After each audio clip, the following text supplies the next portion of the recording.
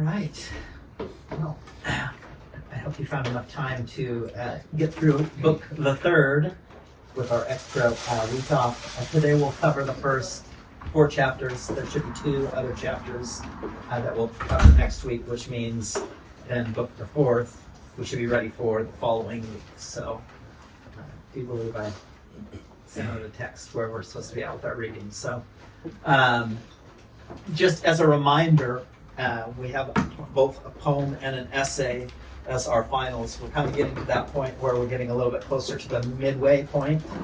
And so now would probably be a good time to, at least, if you haven't already, beginning to generate some thought around those things. And I would anticipate, as a recommendation, not something that is firm, but as a recommendation probably over the next month, that I would probably be starting to see some rough drafts or at least some direction towards accomplishing the task.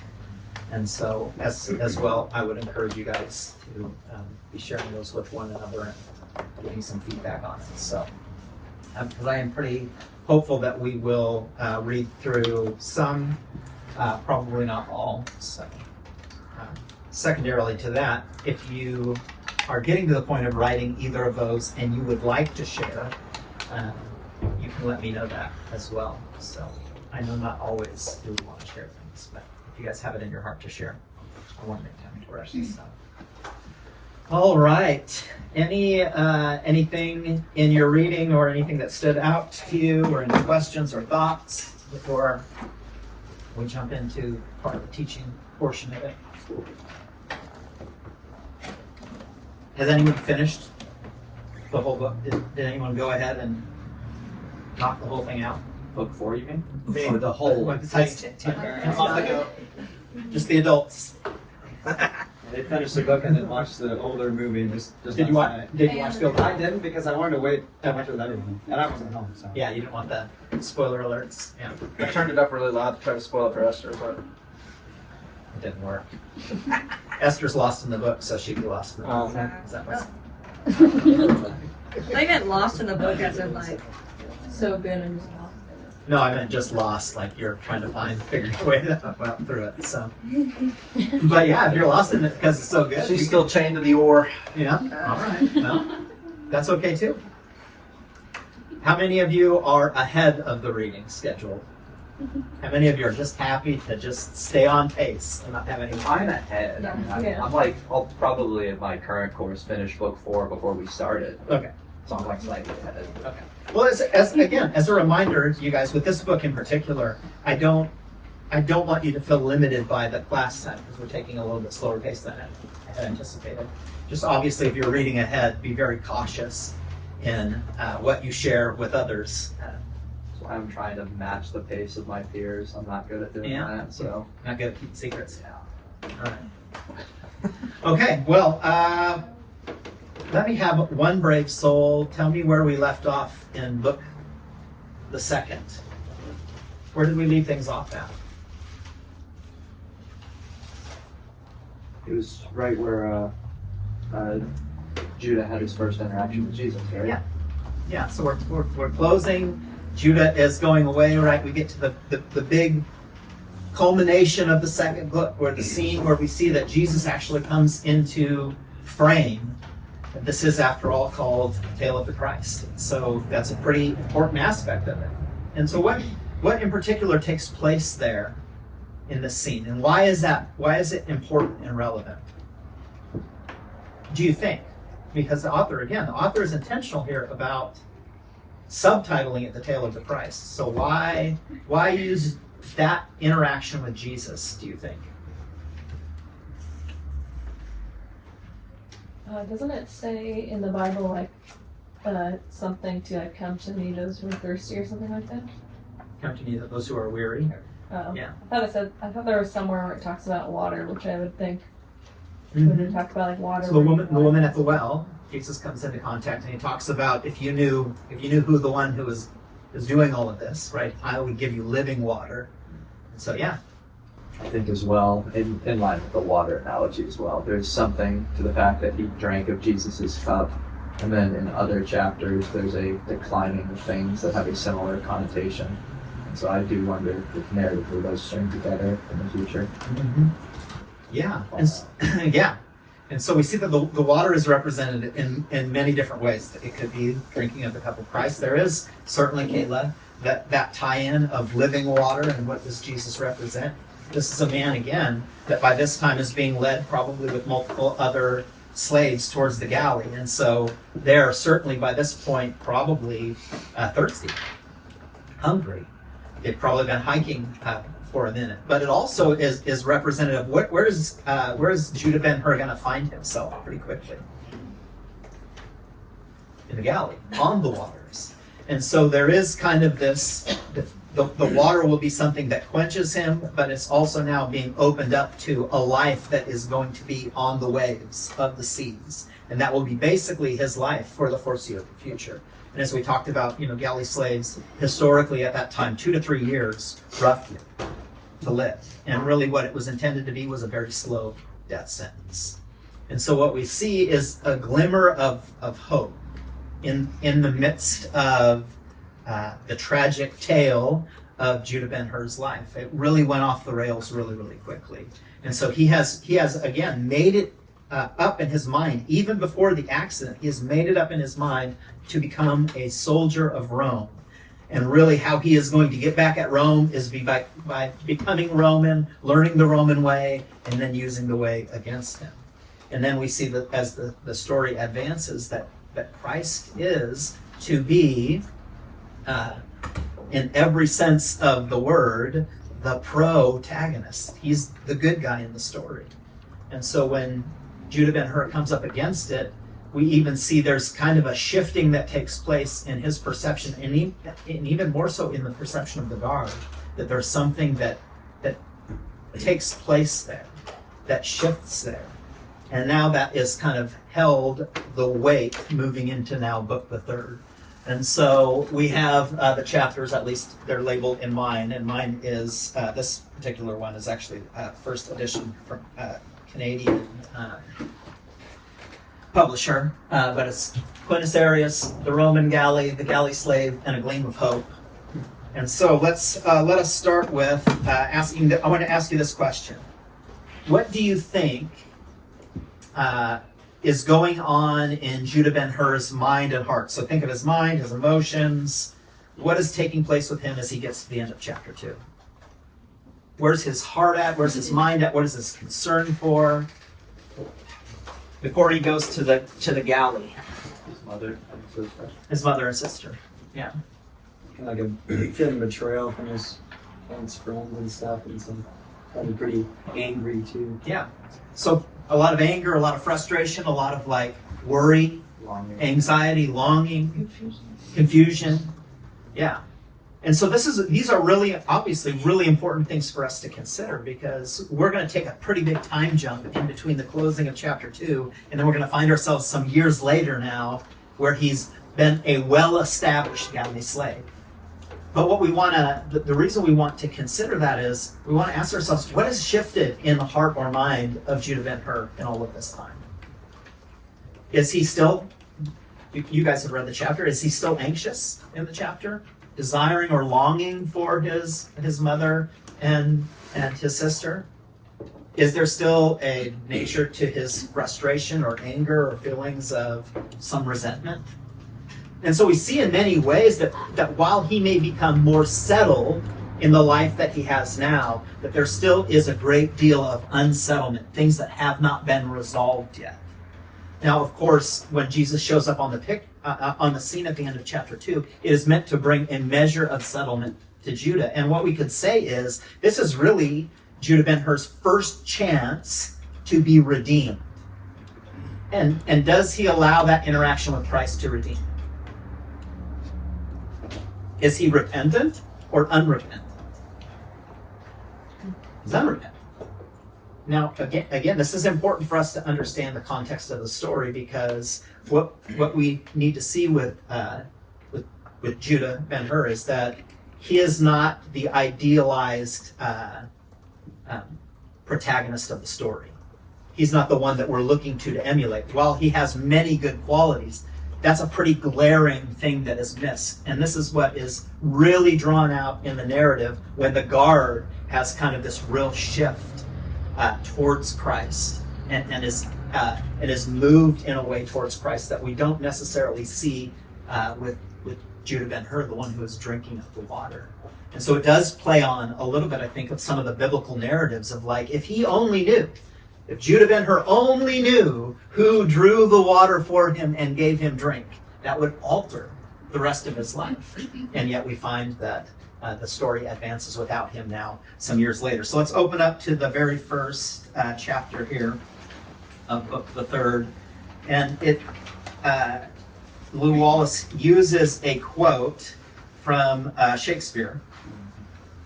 It says this: Cleopatra, our sighs of sorrow, proportioned to our cause, must be as great as that which makes it. Enter below Diomedes. How now? Is he dead? Diomedes. His death upon him, but not dead. Antony and Cleopatra. And so I would hazard to guess that most of you are not well versed in Shakespeare. But what do you think that means? It seems pretty cryptic to the modern ear. It's kind of like, well, I don't have a clue. So it's from Antony and Cleopatra. Let's see if we can deduce together some of the narrative here in the story. So who are Antony and Cleopatra? I would Cleopatra. Yeah, I don't know if it's the same Cleopatra. Yeah, it is. Okay. I don't know who Anthony is. Okay, Mark Antony and Cleopatra. And so Cleopatra is the queen of Egypt. And at this time, we see that Mark Antony is the leader now of Rome and is responsible for, along with Brutus, for the killing of Caesar. And so we see in the context here that a couple of things are taking place. First of all, Lew Wallace is tying things in with a Roman way of thinking. So how Shakespeare thought or saw around Roman rule at that time. But really what this is talking about is kind of the moral of the story here is that those with immense power and wealth are susceptible to destruction. And so the story of Antony and Cleopatra really is a story of how they came to great heights. They usurped the authority that was above them, and that ended up leading to their own death and destruction. It's one of, Shakespeare has had many different things, comedies, but it's a tragedy, really, in the way that the story is told. And so what he is laying out for us is a couple of things. It's number one, we see that Judah Ben-Hur was what before he was a galley slave? He was a prince of Judea, right? He was somebody who had prestige, he had power, he had authority. And that was something that was passed down to him through a lineage. And in fact, we will see in this chapter that his father is referred to, and Quintus Arius actually knows his father or knows of his father, right? And there's kind of this, this playing at how Judah Ben-Hur was a man who was well established, but came to destruction really quickly. But it also is going to foreshadow a little bit this person of Quintus Arius. And who is he? And what will he be? Because he is a man of great honor and respect. And why is Quintus Arius here held in great esteem? It says in our chapter here. What did he do? Well, he wore a laurel wreath because he won battles at sea. And so we see in his life that he is somebody who is held up as a really good standard of a leader, somebody who has won many battles and no doubt is going to take to the enemy, the task to the enemy and destroy the enemy. And so he's really propped up as well at the start of the book to be somebody who is like really well positioned. And yet, well, again, we know how the story goes. Did things play out really well for Judah Ben-Hur? No. Are things going to play out really well for the ship? Are things going to really look well on Quintus Arius? No. So all of these things are meant to come to destruction, right? And so this principle that he's trying to get at or drive home, at least in the 3rd chapter for us, is kind of like this mindset of like, be wary how you position yourself in pride, because destruction can soon follow for those who are prideful. And so it is with this context and background that he's bringing to us this Shakespeare story here. And so again, I want to offer that to you because, again, most of the readers at the time that it would come out would be very well versed with Shakespeare. Shakespeare was required reading. And so you would know really, really clearly. The second thing that I want to invite you guys into, and this is separate and apart from Ben-Hur, to be more, I will say, effective readers, to understand narrative, is when you come to things like this, I mean, Google it. Look it up, research it out. What does that mean? And if the author has taken time to give us something like that right at the outset, and we don't know or understand like what's going on there, we will lose a lot of the purpose behind which he is trying to inform his writing for us. And so, again, I ask or say it every week too when I bring up names, right? What do I always generally do with names? Search them. Yeah, let's get the etymology there, because again, things are selected. Now, Quintus Arius, he's an actual historical figure. And so this is not like an author's choice to add a character just for the sake of adding a character. But does anyone know what his name means, Quintus Arius? Doesn't it mean warlike or noble? Mm-hmm. Warlike or noble. Quintus Arius, actually, Quintus would be 5th, and so he was the 5th in the line of Arius. And so that's also important for us to understand, is that there are some before him. And so he is a man that is positioned as under the authority of, but also the authority to many. And so, yeah, so again, just as an encouragement, particularly with books like these that are a little bit more methodical or hard to read, and we may, all joking aside, we may find ourselves lost in the narrative and not understand where the author is taking us. Some things that will help us remedy that is just taking a step back and then analyzing, okay, what is this section that was talked about at the start? What is the point? Because the whole point of the 3rd book is rising and falling. Rising and falling. A position of power and authority, and then lowering. And so what we will actually see through the story is, Arius is up here, Judah is down here, and Judah will rise, and the ship will, and Quintus Arius' reputation will fall, but then it will also measure itself out again, right? And there will be a kind of a up and down nature to the way that the story is told. And so when we research these things, we see that the author has a rhythm. He's pulling us through emotional ups and downs. And so we need to consider, what is the person experiencing, thinking, feeling? What is in their mind? What is in their heart? We want to analyze those things. And we want to measure those against, too, I would say. This is where good literature impacts us. Why am I impacted by this? What is going on in my heart and mind? What is behind that? Why am I drawn to this versus maybe this part of the story versus other parts? So how many of you thought that the 3rd book was your favorite thus far? Okay. Why was it your favorite, Kayla? I don't know, I really liked the way he described things and what he was writing.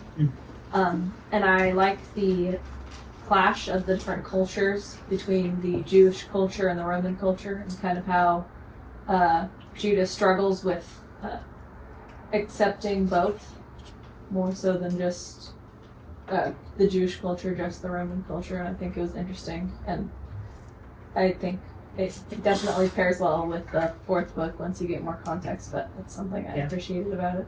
Yeah, and so we see, and that's a good observation, so we see that he is a man that is torn between 2 different cultures.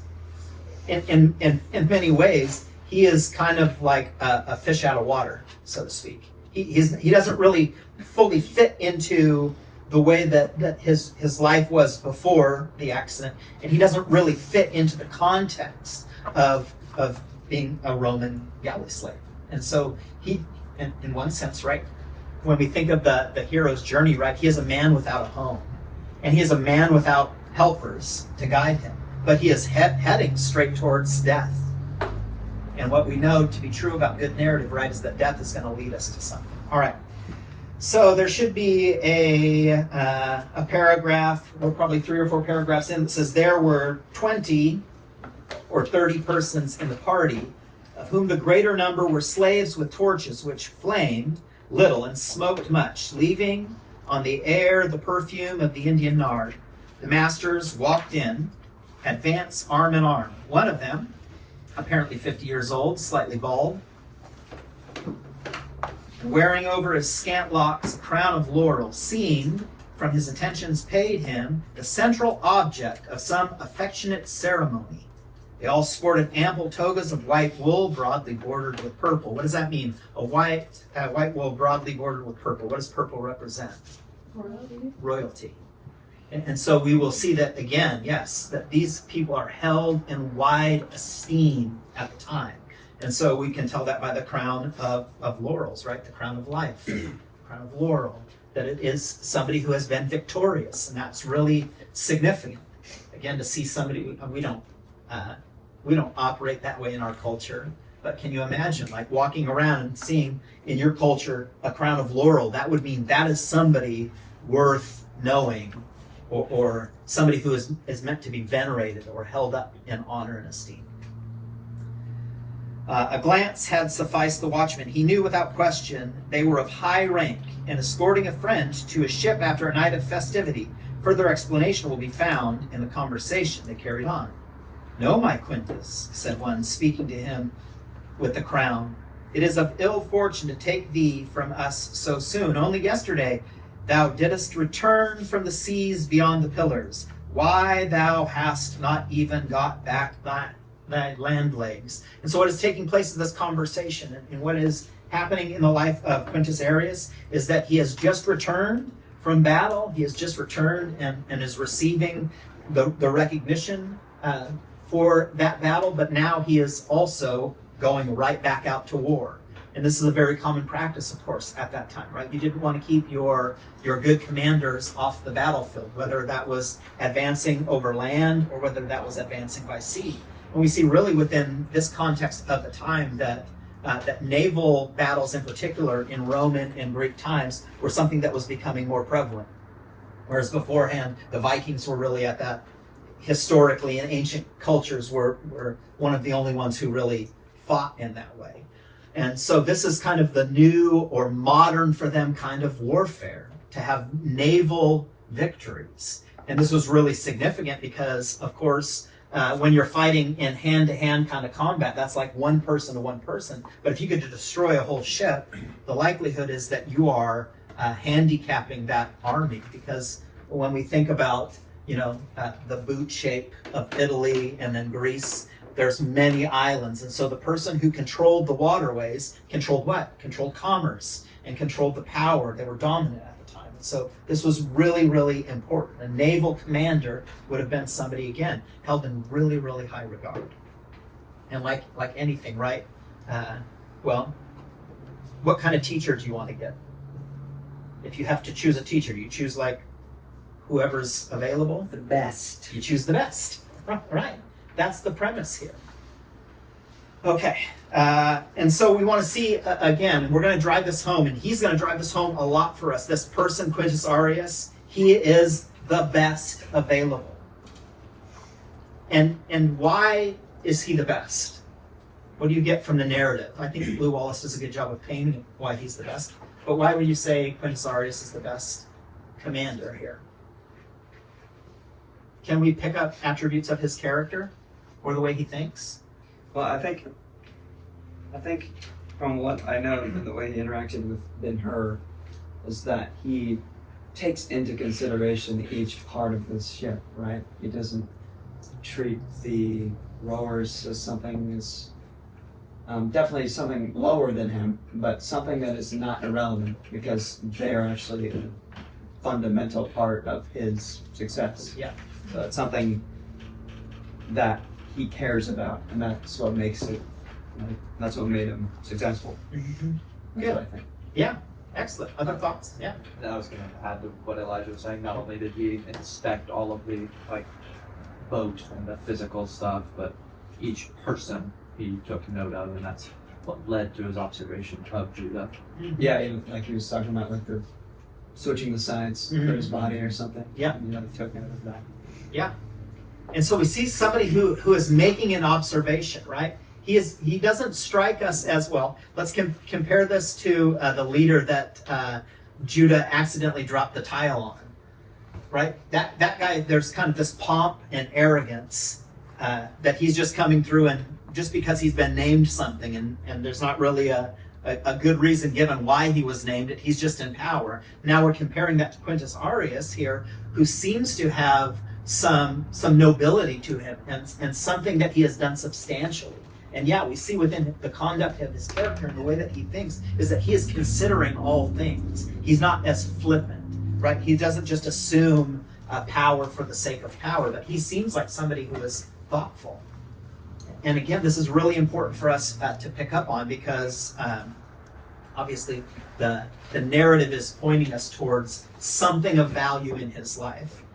Moving forward a couple pages, there is a note that is given. It says, "The Caesar hath good report of Quintus Arius the tribune. In particular, he hath heard of his valor manifested in the western seas, insomuch that it is his will that the said Quintus be transferred instantly to the east. It is our Caesar's will further that you cause 100 triremes of the first class, in full appointment, to be dispatched without delay against the pirates who have appeared in the Aegean, and that Quintus be sent to command the fleet so dispatched. Details are thine, my Caecilius. The necessity is urgent, and thou wilt be advised by the reports enclosed for thy perusal and the information of the said Quintus, Sagenus." And so we see this letter is sent out that not only has he done so well, but he's appointing him over a whole group of triremes. What are triremes? Does anyone know? Are they big boats? They're really big boats, yeah. And so we want to think in terms of, I'm going to do a really crude, I should probably get one of you better artists up here, right? But you got the boat, but a trireme, you would want to think in terms of they were all rowers. But why would it be a trireme? Because there were 3 different banks of oars. And so I promise you this is important to the narrative. And so you'd have the people up on this upper deck, right? This higher level, this middle level, and then this lower level. And you'd have rowers on each side. And so this would be 100 plus men on each of them.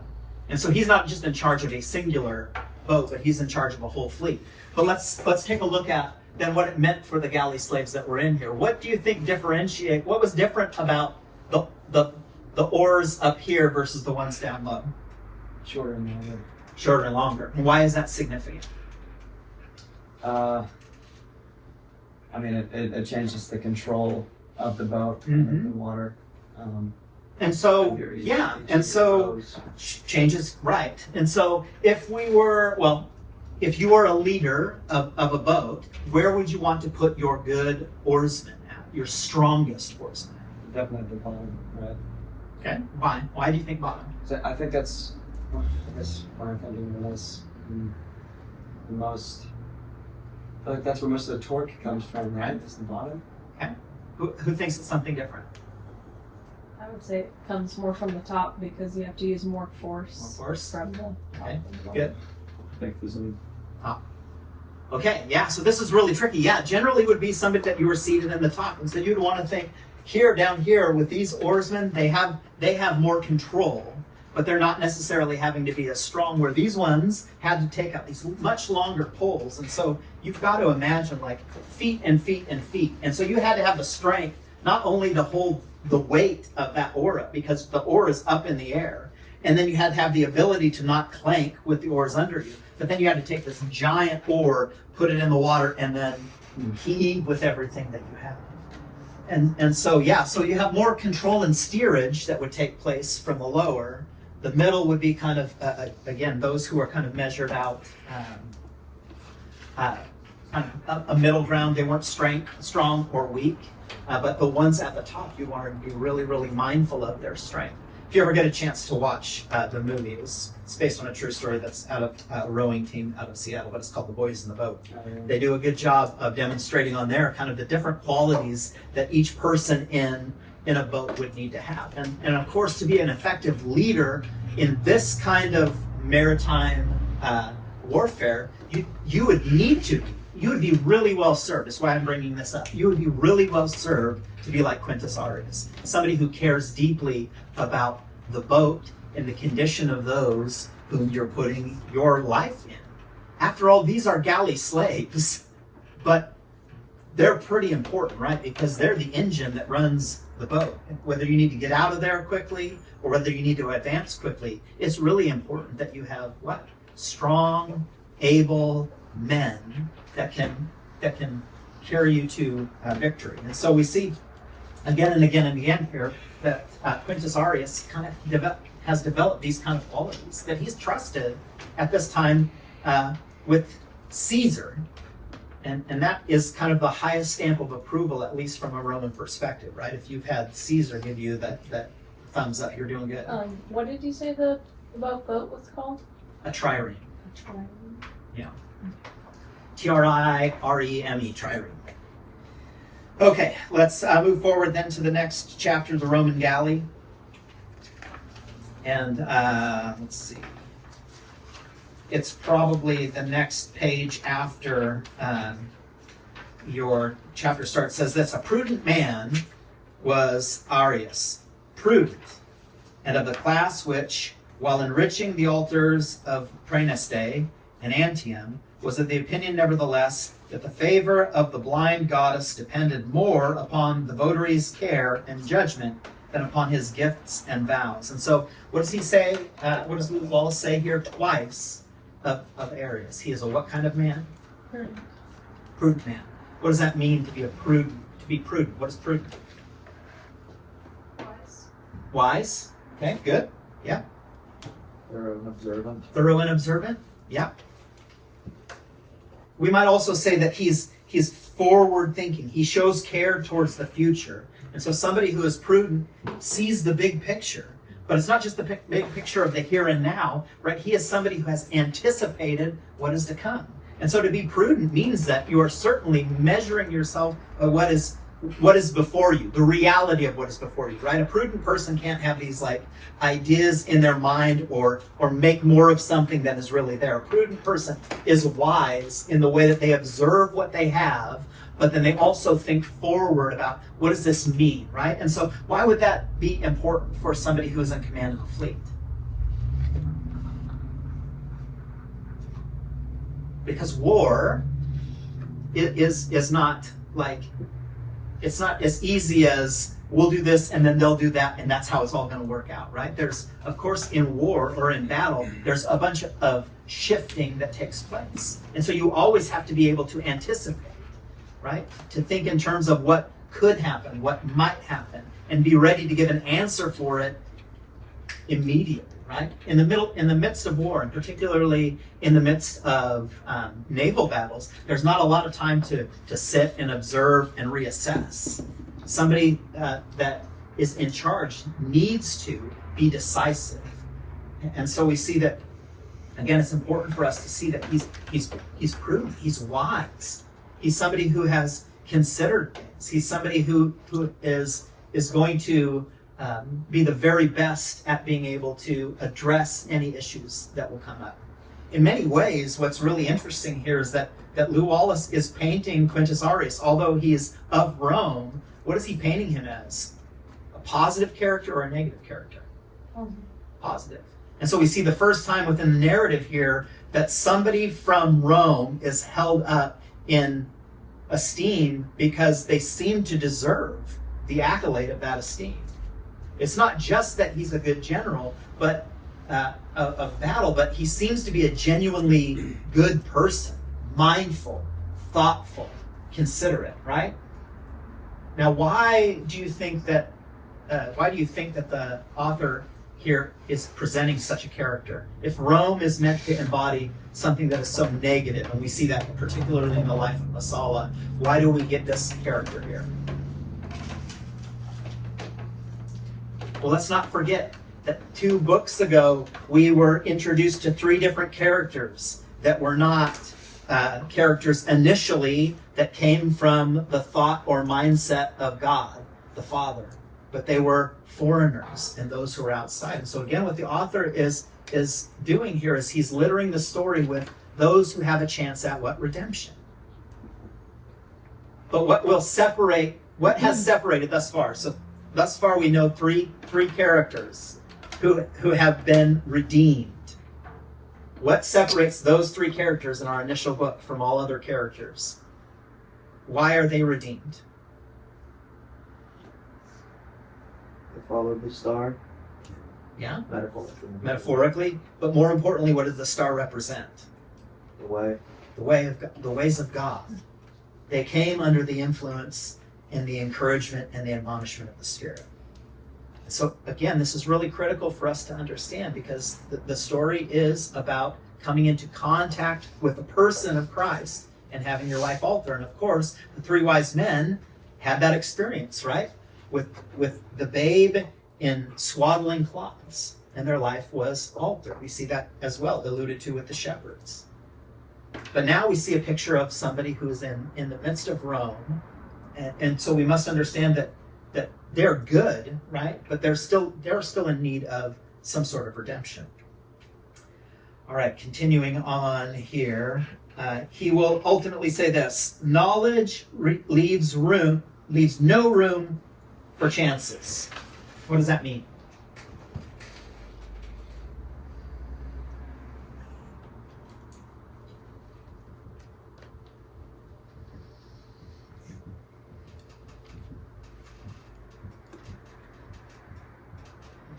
What is he saying? He can just be prudent enough. He can predict all unseeable outcomes. So what kind of knowledge is he talking about here? Is it merely that he knows a lot about boats? Knowledge about his boat and his crew. Yeah, so there's a knowledge about things, but more importantly, he has a knowledge about what? People. So this is why things aren't just merely left to chance, right? Because if you're not an effective leader in this context, right, and if you think wrongly, so this is the wrong Roman mindset. We are greater, therefore we will crush the enemy. That is the Roman mindset that's pretty prevalent. But he seems to have a little bit different idea here and saying it's actually the knowledge, this anticipation, this prudency that I have is going to leave no room for chance at all. And so what he's actually saying here is that it is going to be the outcome of the battle, the outcome of whatever happens, is going to be based upon a person's ability to think things through. And so in this way, though, and this is really important in his interaction with Judah Ben-Hur, is that he is somebody who desires to have an understanding of how people work, even the galley slaves. Now this is, again, really critical. Why does that benefit somebody who's in charge? Well, if your slaves are the ones who row you, you better hope that your slaves are on your side. It would benefit you greatly to have an understanding of how are they going to operate once they get into battle. All right, let's move forward to now the next chapter, the galley slave. I don't know if it's might be said something different in some of your chapters. At the or. Chapter 3, at the Oh, or. wait, no. Chapter 2, book 3. This way around? Chapter 3. Chapter 3. Oh, okay.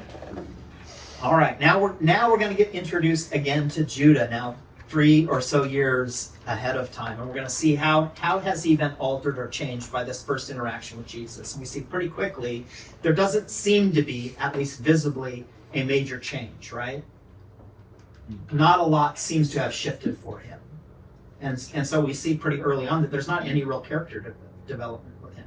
His good qualities seem to still be his good qualities. His bad qualities still seem to be his bad qualities, but there's not been a major shift anyways. All right, let's move down to the second paragraph here. It says, as it was possible to overtake the fleet before reaching the bay, east of the island of Cythera, designated for assemblage, Arius, somewhat impatient, spent much time on deck. Why was Arius impatient? He's a prudent man. He's well thought out. What is he anxious for? He's anxious for battle. He's ready to commence. He's ready to move forward. And so he's anticipating and looking forward to do the task that he has been tasked to do. He took note diligently of matters pertaining to his ship, and as a rule, was well pleased. All right? Knowledge of things. In the cabin, swinging in the great chair, his thought continually reverted to the rower on number 60. Now, this is where this knowledge becomes primary, right? And so he looks at, and who's the rower on number 60? Judah. And so he sees something, a quality in this person that is unique or different or set apart in a way that all the other, so far, as we can see in the narrative, galley slaves aren't. Knowest thou the man just come from yon bench? He at length asked the orator. A relief was going on at that moment. From number 60, returned the chief. Yes. The chief looked sharply at the rower, then going forward. As thou knowest, he replied, the ship is but a month from the maker's hand, and the men are new to me as the ship. He is a Jew, Arius remarked thoughtfully. The noble Quintus is shrewd. He is very young, Arius continued. But our best rower, said the other. I have seen his oar bend almost to breaking. Well, what does that mean? He's strong. He's strong, right? And so he is able to, with such force that the oar actually bows. And that's actually a good thing, right? Because you want to have as much torque on there as possible. So the more torque you can get without breaking means the more speed, the more control, all of those things that play in. And so this is a young man of quality. And so he's making this assessment of him.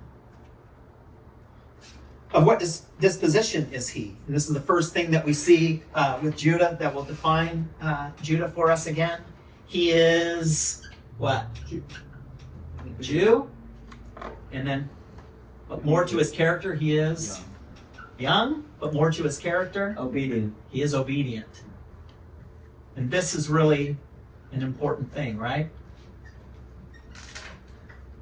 Because what kind of people do you want on you, whether it's a coach for a team or whether it's a captain of a ship, what kind of people do you want to follow you? You want people who will be obedient to what? Not necessarily, the purpose here is not just be obedient to me as a person, but will be obedient to the process or the way in which we're supposed to conduct themselves. All right, let's continue. Further I know not. Once he made a request of me. For what? He wished me to change him alternately from the right to the left. Did he give a reason? He had observed that the men who were confined to one side became misshapen. He also said that some day, of storm or battle, there might be sudden need to change him, and he might then be unserviceable for Paul. The idea is new. And so what do we see now? That not only is he obedient, but Judah is wise. Why is that a wise thing for Judah to consider? Put me on both sides. Because he's working different muscles, right? If you're only on this side, you only work one muscle primarily. Put him on that side, it balances out. And Judah has observed that for those people who are only set on one side, they'll only be strong in one way. And who knows that if it comes about that we need to balance it out, and now you have somebody who is only strong on that side coming over here, what's going to happen? The boat's not going to operate as well. Now, this is like really interesting in the way that he is acting, because actually what this does is it informs us of how Judah responds when he's faced with trials. Does Judah want to be on a slave ship? No. And yet he's been placed there. And who placed Judah there?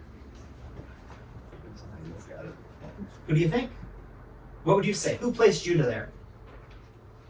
I could say there are three answers you could give.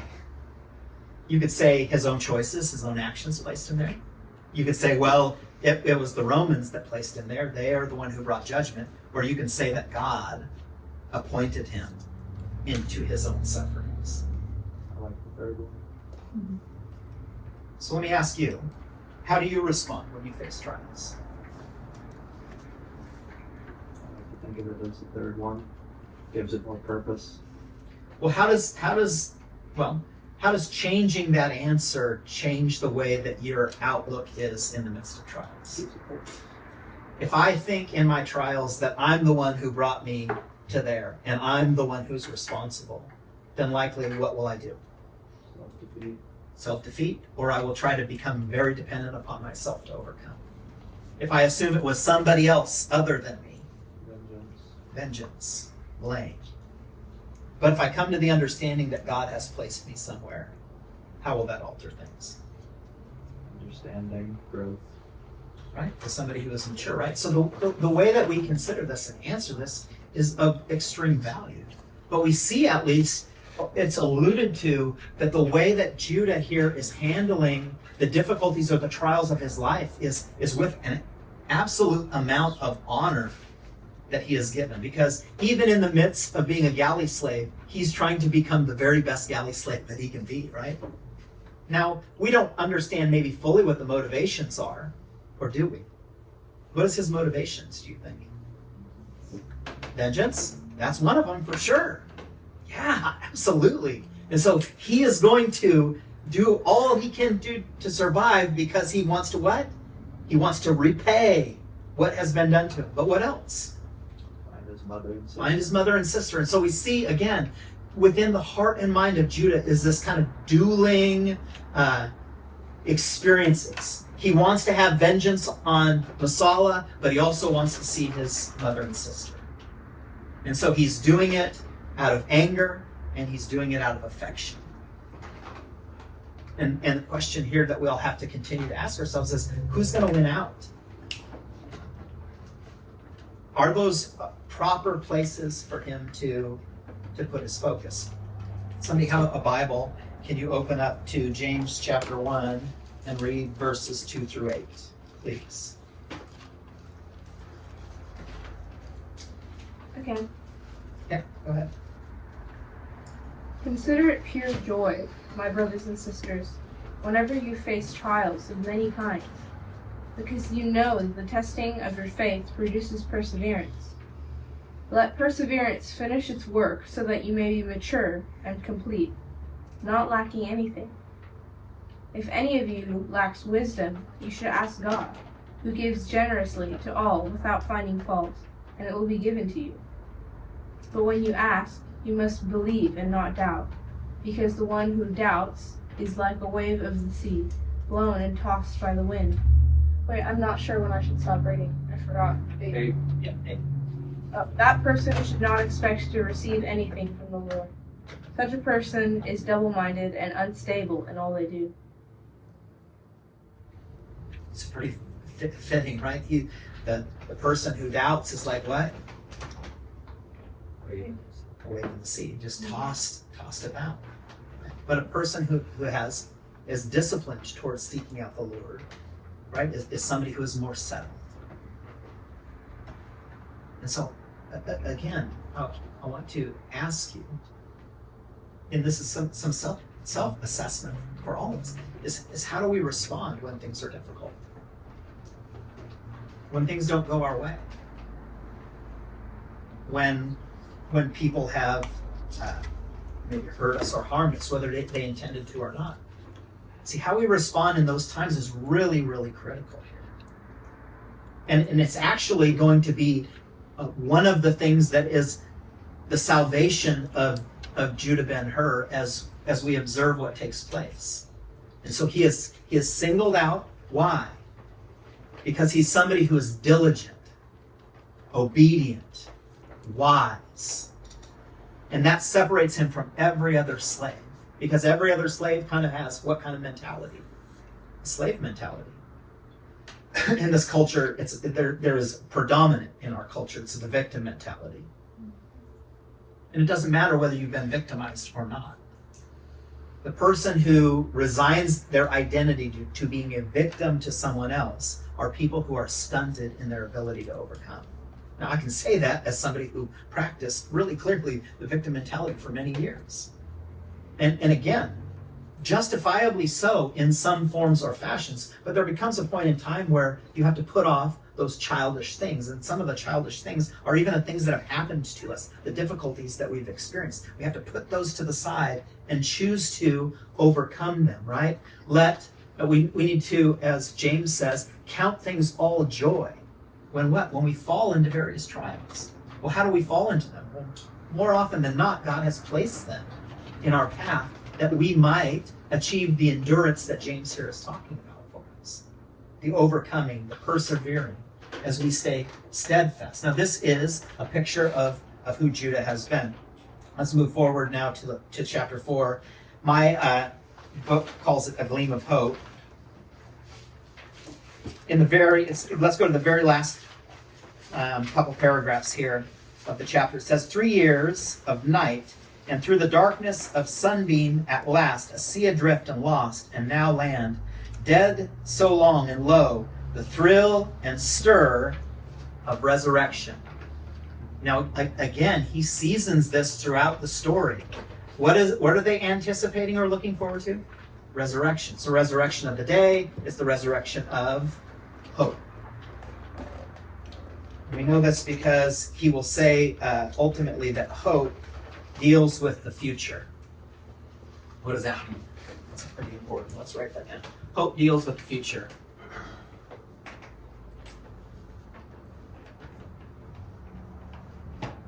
What does that mean?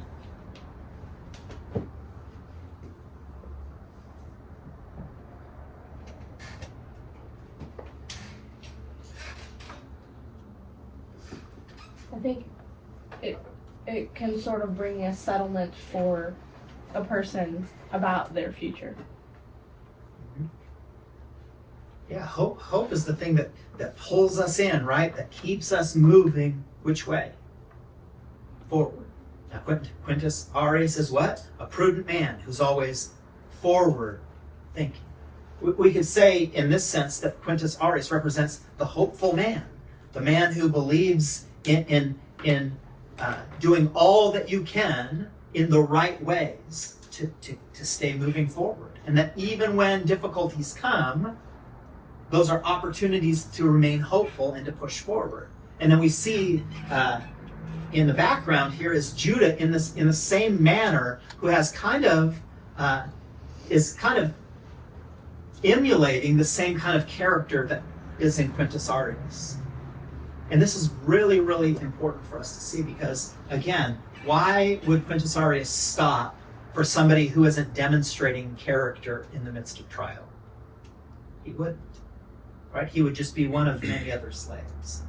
And so we see both in the life of Judah and in Quintus Arius, as they're ready and prepared for the battle that is about to take place, that these are two men who have prepared. They have sown faithfully in what season? In the seasons of preparation. They've put their hand to the work. And this of course, is what separates out many successful people who are successful from those who aren't. Because of course we all know that the time to learn how to do something is not when you're in the midst of the battle. But it is all of the practice that goes before it. And what we'll see as we talk about next week is, how does the battle go for them? They're prepared. They're prudent. They've done all they can do to win the battle, but that doesn't always equal success. Or does it? Because is success going to be measured by whether they win the battle or not? For those of you who read the whole chapter, would you say that by the end of the third book, Judah has found success, or would you say he has not? Or a measure of success, or a measure of growth?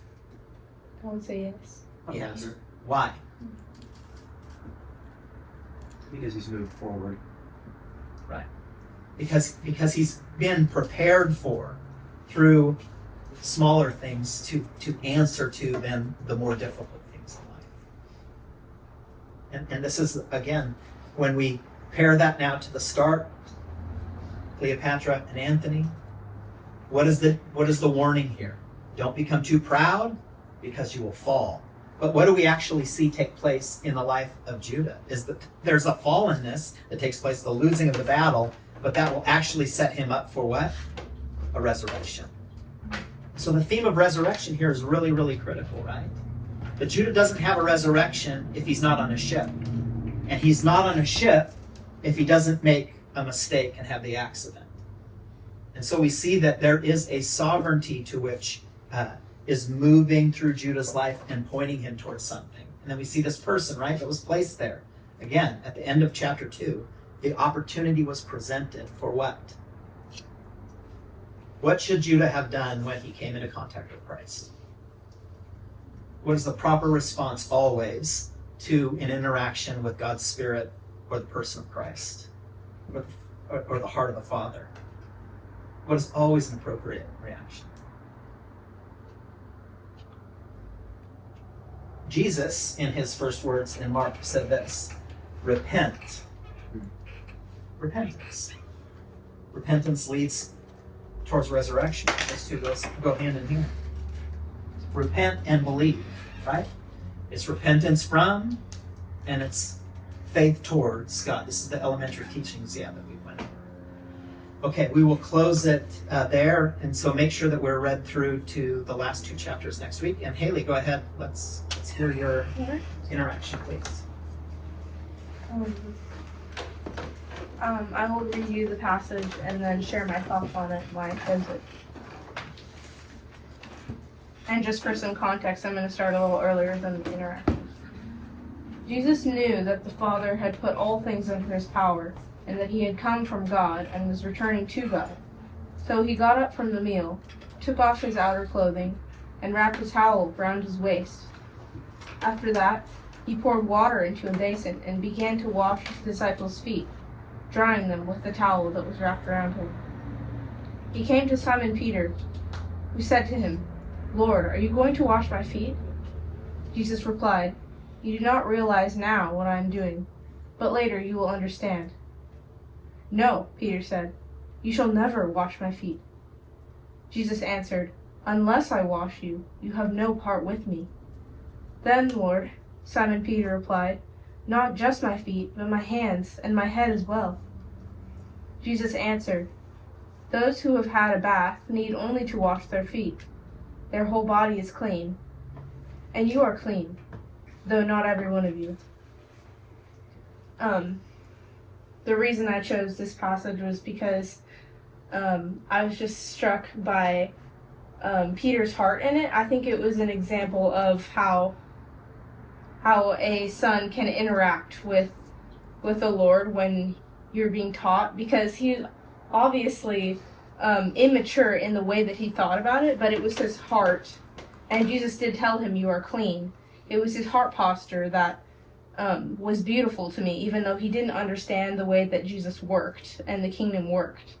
So I just think it's a beautiful example of how you don't need to be you don't have to know everything to be taught. Obviously, you don't know anything until you're taught, and that Peter was not perfect at all, but he had the heart that made a way for him to become perfect. So that's why I chose it. Thank you. Yeah, his posture, Peter gets it wrong a lot, Mm-hmm. but he's willing. Yeah. He's always willing to share with Jesus what is in his heart and mind. And then, of course, as the story goes, and Peter goes through many different struggles, to the point where Jesus at one point says to Peter, right, "Get behind me, Satan." And there he's not calling Peter Satan, but he's saying the spirit that's at work there. And then Peter is the guy, right, that will never deny Christ. And Jesus says, actually, 3 times you're gonna do so. And then Peter's the guy that cuts off the ear of the servant, and Jesus had to heal that problem. And then in the midst of the